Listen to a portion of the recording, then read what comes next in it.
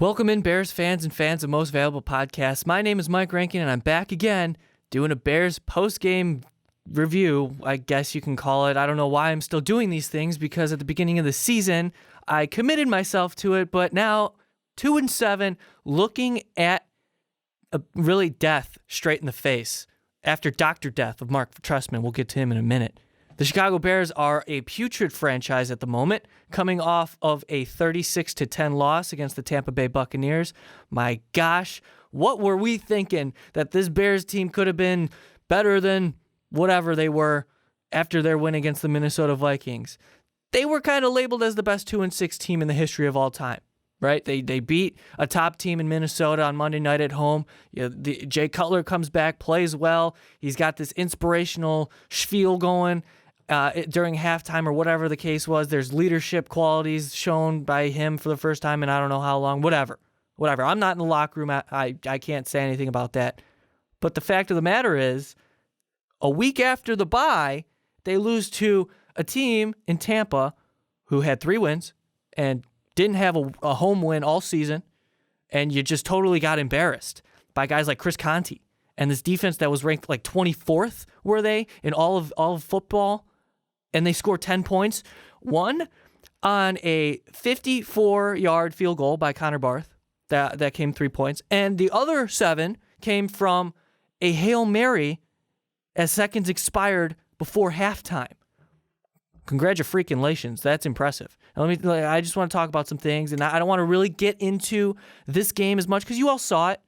Out of halftime, 17-10, there was one possession where that was it for me.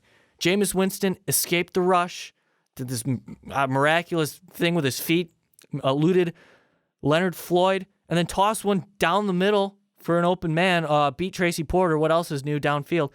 And that was it for me. They ended up scoring. It was 24-10 at that point, and they just looked dead in the water. So, okay, third quarter is done. Game's over. Let me talk about some pressing issues with the Chicago Bears that goes beyond just what's on the field.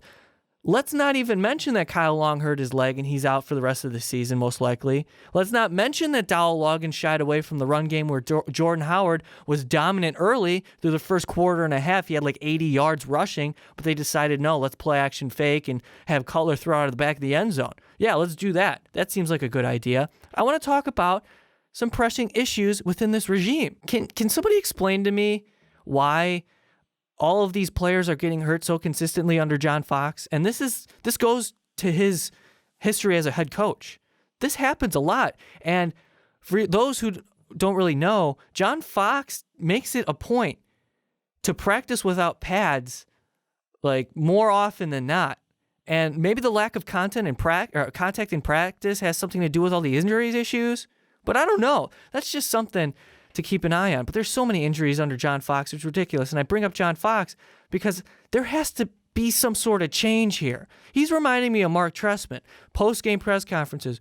Oh, we had a good week of practice. We felt good about this week. But no, you come out and get annihilated out of the bye week. That's inexcusable. There's got to be some sort of accountability there. Moving on to another topic. Alshon Jeffrey, suspended for PED use, out 4 games. Won't be back until, I believe, December 13th. He issued a statement saying that he was given a recommended dose of something, and he took accountability for it. He apologized to teammates, to everybody, Chicago Bears fans, but he mentioned that it was a recommended dose. Okay, who's recommending it? Is it the Bears training staff? Is it a suspended player giving him this? Oh yeah, take it. It's fine, But what's telling to me is it was for anti-inflammatory. Because obviously Alshon Jeffrey has issues with injury, so he was taking that to prevent it. There's just so much wrong with the Chicago Bears right now, and it's insane how it changes over 1 week span. Because I'll go back to it again.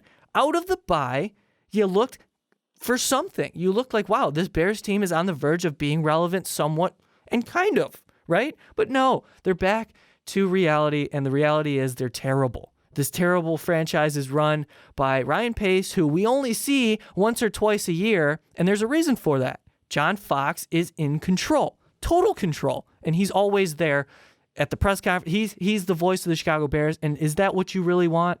Because over the year and a half span now, almost 2 years under John Fox's regime, I've seen regression, and I've seen an outdated philosophy that players are not answering to.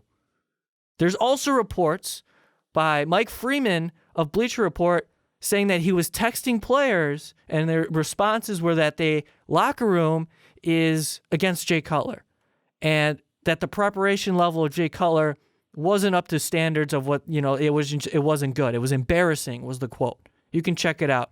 I have it on my Twitter at Rankin906.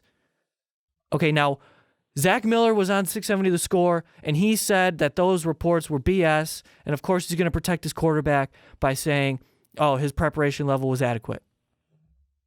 This is the state of the Chicago Bears right now. Alshon Jeffrey's getting suspended for PEDs. There's guys texting illegitimate sources from Bleacher Report saying that, the locker room's turned against their starting quarterback. They have no sense of direction, and we have to rely on Dowell Loggins. You're going to draft a quarterback and have Dowell Loggins progress this young guy?